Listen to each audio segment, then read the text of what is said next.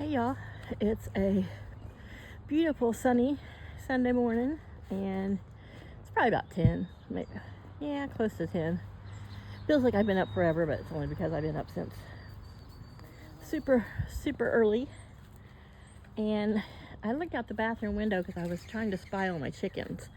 I have found Little Miss Flower in that little cubby setting, and then I have found her underneath, setting towards the back underneath there. This I'm going to break out today. I'm going to do some gardening and stuff. She hasn't laid her egg.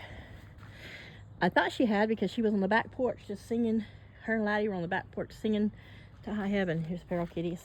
And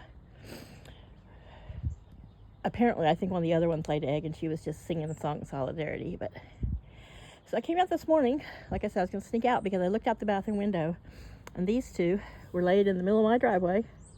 I mean, the neighbors have a driveway, and they were just rolling around in the gravel. Must have felt good. So, one of the other ones that I've been calling a little bit, is it little bit or spunky? Or it might have been the one I call Molly. Give them names because I feel bad just not addressing them. She came over yesterday and was over here. She was just wandering around, but then she was over here like looking in that little feed bowl like maybe she was hungry. Which I know the neighbors feed them dry every morning, but there's so many of them, I just don't think they're quite getting enough, and I think some of these mamas are pregnant, unfortunately. So, this one they call Little Bit. I'm just calling her Little Mama because she showed up several years ago as a little kitten who got lost. I think I've told that story. I don't know who this one is. I can tell a couple of young ones are male, but some of these I think are female. There's very few fighting. They're just, I'm close, but I'm not quite close enough. So, little Nomad, who looks like this one except for an all black face, she has been living over here.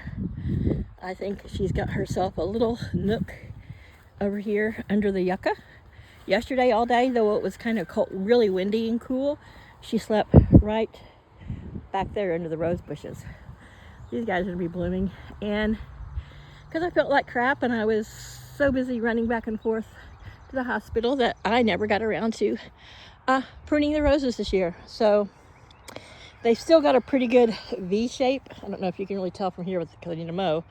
So there's lots of airflow on the bottom. I did get those, managed to get the bottom denseness out. This one probably could still use a little bit more work, but and I thought maybe I could get out here really quick this week before they started budding, but just as I was filming this, I noticed, looky there, your rosebud. So there's lots of wild violets. Rosemary is doing great, and I love seeing that the bees are already over here on her. Just, I don't know if you can see that bee. He's like, "Don't disturb me. I'm eating a snack." Yeah. So this is the white and the yellow roses. I've got tulips popping up everywhere. The tulips on this side of the yard didn't do as well. I don't know. Normally they do well, but it could be because I just didn't clean out around them enough. And they're the oldest ones.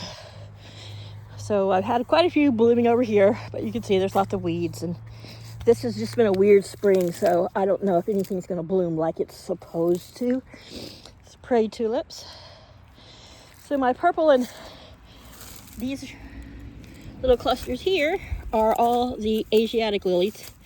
They always are the first of the lilies to bloom. And they have a pretty good blooming season. I need to pull some weeds out here. I did some, and you can see some of it's dying out, but little purple white tulips. And then this year, for some reason, I don't know if it's because they're younger, but my red and yellow ones came up really little. Or if it's just, they just look that way to me right now because they're open, but, and then I had this one. I don't think I planted them there, but I may have and just forgot. These are going to be the Spanish bluebells. They're going to be coming up soon. So, this week, probably not today because it's lazy Sunday. I try to not overdo it on Sundays because it ruins my week. So, the sage is probably 3 or 4 years old and it gets cut back and I use it a lot. So daffodils are done. This is the daylily, Yasmina. And those are going to be the kind of peachy blooms with a little bit of purple in them in their throat. This is the Stella d'Or. I can't remember what this one is called. This one's so very, very, very pale pink. And it's usually my last one to come up. This year it seems to be doing better, but a couple summers ago, when this tree fell, it destroyed so much stuff through here. So some things I never knew if they were going to come back and how well they were going to come back. If you follow me, then you know that this is my precious white lily patch that I just love and adore, and I tend to baby every year. I haven't this year. Like I said, I've allowed other things to take precedence over my gardens, which I guess is kind of sad, but it's also that's just life. You know, this is what I love to do, and it's my pleasure and my pastime. And the flower garden is just something that doesn't take precedence over anything, sadly. But this is my ginseng oil garden. And by the time everything's ready to bloom, and there's Miss Nomad living in it, I'll have it all cleaned up and looking spiffy and pretty. I was going to put some wildflower seed under there, and I may still today. But I have a big green stalk planter, so I'm thinking about leaving that the way it is, just mulching on it and putting that big green stalk planter right here, kind of to this edge, so it doesn't block anything, but you can see it, and fill it with flowers. Crepe myrtle. So we'll see how things go. I don't know what this weed is. I don't know if this is what becomes that sticky grass that kind of, when you grab it, it sticks to your hands. It doesn't hurt, but I just call it sticky grass. I never had it anywhere I used to live before. So, yeah, there's little mama. I've already fed you guys, and I don't know what to call this one. I have a Molly, and she's the one that got my attention this morning. And yesterday, the one that was looking like she would eat cat food. I don't know where she's at. There's a big gray one. I don't know if it's a male, but it's big. It's bigger in stature than these guys. So we got Little Mama. That one right there with the brown legs. That's Pippin. No, what did I name it? Oh, I can't remember. They were all swarming around me. I was just calling them names, but I'll have to think of better names off the top of my head for. But I got Molly and Little Mama and Nomad. So here's Nomad. This is probably her litter mate. Could have been a mother. I've only seen testicles on some of the smaller ones, but this is Nomad. She's the one that's been living up here in the front garden and under that log. She doesn't really eat with them. She will sometimes, but typically she doesn't. I came out to check the mail Saturday, and it was kind of raining, and before I got, oops, let me shrink this down. Before I got back up to, before I could reach the sidewalk, she was sitting there in the garden and meowed at me. So she has a little dish hidden over here behind the yucca on the sidewalk, so she's kind of hidden from the other cats, and I can feed her in some privacy, because I think she's going to probably be the first one I can touch. I almost got to touch her last summer, or is it the fall? I don't know, but they seem to love rolling in my driveway, and that's okay. The more I'm out here with them and let them do just their cat stuff and stuff that they find pleasurable and enriching, and I'm out here with them, it just makes it easier and easier when I am able to touch them and catch them. But you know, she's kind of picked her spot over here on the concrete by the trash cans. Okay, let's see if they're going to be nice to her. At first I thought maybe they were being mean to her, but I don't know if she's a female. I just saw that with that little roll, but I mean, I thought she was pregnant 9 months ago.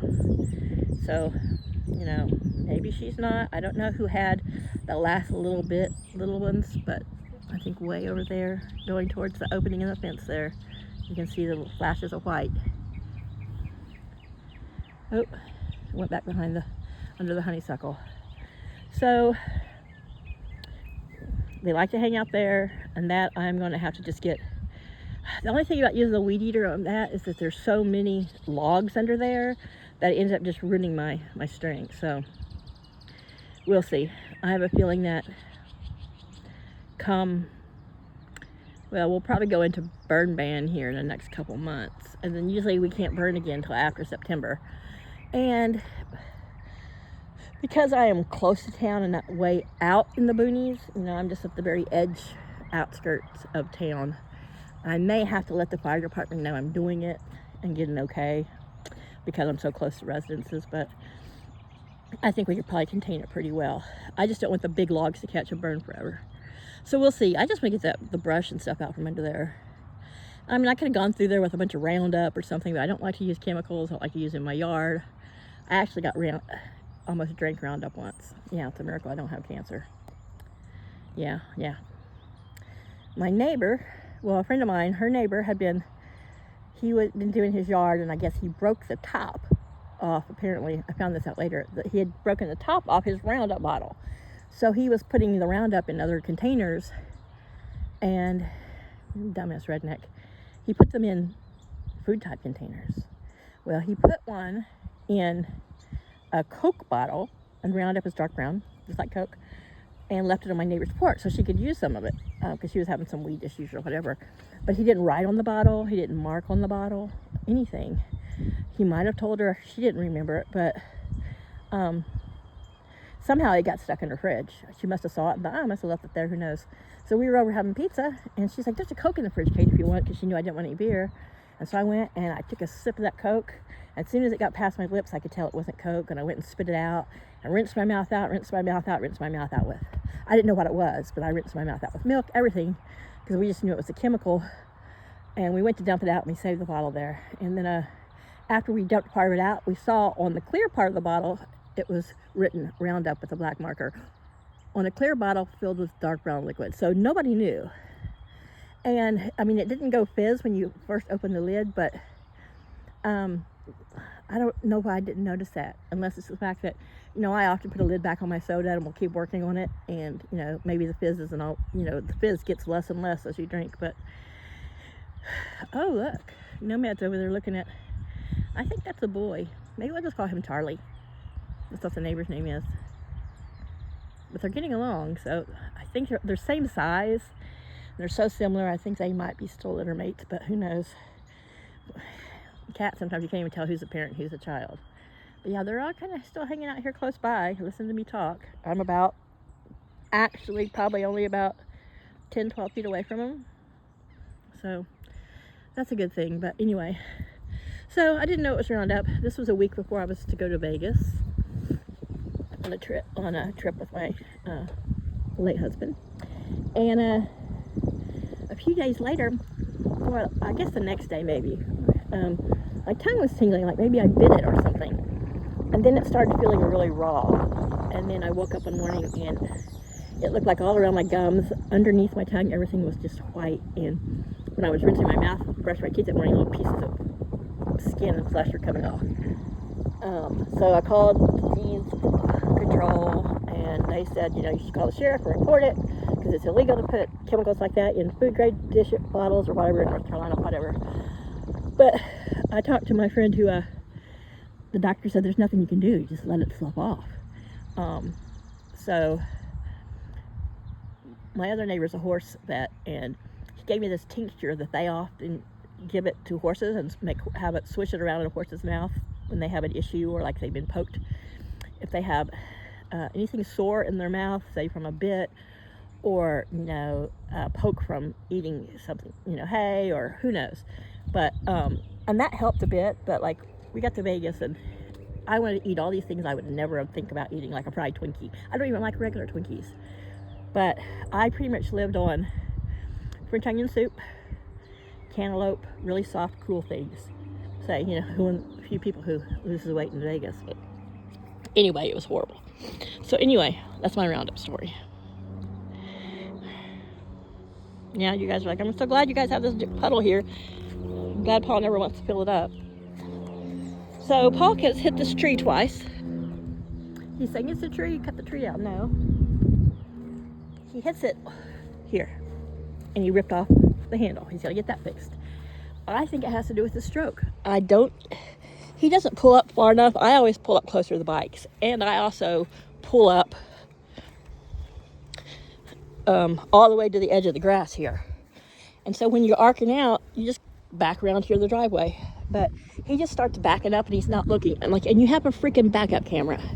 So, you know, Trek's in his name. So, you know what? If he trashes his truck, he trashes it. He's already cluttering it up inside. And, you know, there's nothing I can do about it. But it's just frustrating. I tried to get him to come out here today, but he has to work tonight. And he's been staying up all night. And, you know, doing the weekend thing. So during the day, he just wants to sleep all day. He doesn't want to do anything to help, which is not neutral. But I don't ask him to. But I told him to come put this monster in neutral. And together we'll just push it up out of the way so we can use our half circle drive and he can stop freaking running into shit. I figured it'd always be the left side he'd wreck after the stroke. He's cleared to drive, but there are some things that I've noticed, and I quit mentioning to him because when I do notice him, he just gets mad and starts cursing at me. You know, shut up. Don't worry about it. You know, fuck off. That kind of stuff, because he thinks it's nagging. And I try not to never nag. I try not to be nagged. Sometimes I have to about certain little things because I'm sorry, but sometimes he's just so quintessentially a lazy dude. And, you know, this morning he was up when I got up. I went out, let the chickens out, and he was feeding cats in the house. And I came back in from feeding and watering the birds, and he's nowhere to be seen. And it's the time of morning that we always take his medicines, check his blood sugar, give him his insulin. So I had to go yell upstairs, tell him to come down. I'm like, we've been doing this for months now. How do you not remember on your own to take your pills and do your insulin and check your blood sugar every morning? I don't know. I'm sorry, I digress. Just having a venting moment watching the kitties. But anywho, so I thought about putting the green stalk out here so I can enjoy it from my window, and because I spend more time out on this side of the house anyway. And as summer comes, I'll stay along the house side because of shade. But hello, Mister. Hello, Miss Fancy Pants. That's Miss Flower. And Laddie Roo, my mature, I mean, he has his moments, but he's my good rooster. Here's my bad rooster, who's going to get a lot of lap and being carried around and talked to and stroked and walk around the yard with him a lot before it gets too hot. So we got the two Brahmas setting, you know, they are inseparable. They have always been inseparable. Right in front of them, the one standing up in front of her is the Silver Lace Wyandotte. Those are three of the originals that are still around. And they're a tight little clique. And Laddie's the only other original of that grouping. So, let's see where I'm at. Alright, there's Cosmo. Jerk-faced rooster from hell. I've seen people have worse ones. He doesn't vlog, he just is a biter. Behind him and under his butt is little Zinzin, the other Easter egger. They are both Easter eggers. This is a Colombian rock crossed with a Colombian Wyandotte and a barred rock, or a Plymouth rock. And that's Lily. So we still have Daisy sitting on a nest. Today I took the eggs out and I fed them to the chickens, hoping that she will stop going back in there. But there she is, and that's not even the nest where they were. Can I see, is there an egg under you? Yeah, there's an egg. It's light. I think it's her. It could be hers. It's pretty darn warm. All right, and so this week is going to be a totally cleaning out the coop. We got like a surprise thing and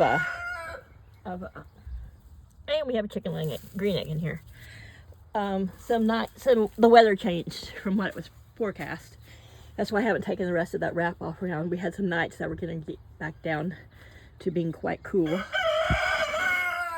This stuff's been mixed up, so yeah. So I don't know. I can't lock her out of there, because to lock her out, I'd have to lock others out. And I tried putting her out with these guys, and she just went back in. So when I'm back in here, I don't think she felt secure out in the yard. And I noticed that with Flower at first, but she had Laddie, and now she's just a total, you know, free range and happy about it. There's the ankle biter. You know what?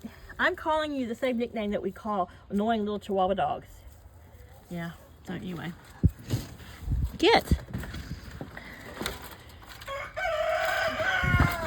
So I'm very tempted to go to Ace Hardware a little bit. I have to go pick up a prescription anyway, and I had to wait till the pharmacy opened. Because I'm ready to do things in the morning, and then I'm like, wait a minute. Most people aren't even out of bed, much less the store being open. Would you shut up? Please. Oh, I just saw some purple glint in his tail feathers, but... So today has been all about, the morning's been all about chickens and feral cats. And if you're new, welcome. I'll be 55 this month, but I'm just prematurely had to retire for a health reason. So I'm just a middle-aged woman raising her chickens and her 9 cats and gardening and just trying to do my thing. And honestly, to be honest, if I didn't make these videos, I might go a couple days without speaking to anybody, having any kind of conversation. And though this is one-sided, you know, I love hearing feedback, but I love having that side open, this wide openness of the run. And I think they do too. The other day it was pouring, but several of them were just standing here looking out on it. A lot of times when it was bad weather, they would all cluster here, but you know, because they want to look out. They don't want to be living in a little box all day. But yeah, I've seen a couple of them talking to each other through the fence over here. So yeah, I'm glad I took that down. And this week I will finish unwrapping it. I just didn't want to have these nights down in, you know, it's been really, really windy, like 30, 40 mile an hour gusts. Yesterday it was just crazy. So windy that I think I'm going to cut the hawk net down. Because it's really screwing with my fences, because it just catches the wind. You know, you wouldn't believe it, but it really catches the wind. And it's just pulling on my fencing, which is a fencing that's just, you know, we're not going to be here forever. And so it's these large poles and T-posts. And, you know, it's been perfect and worked great for what I need it for. You know, without the expense of building fences and permanent things that, you know, are more trouble to take out than they were to put in. And this is the mite spray I use. It works really well. So we'll see. And I might leave it and just clip it at the places where it seems to be pulling the most. I don't know.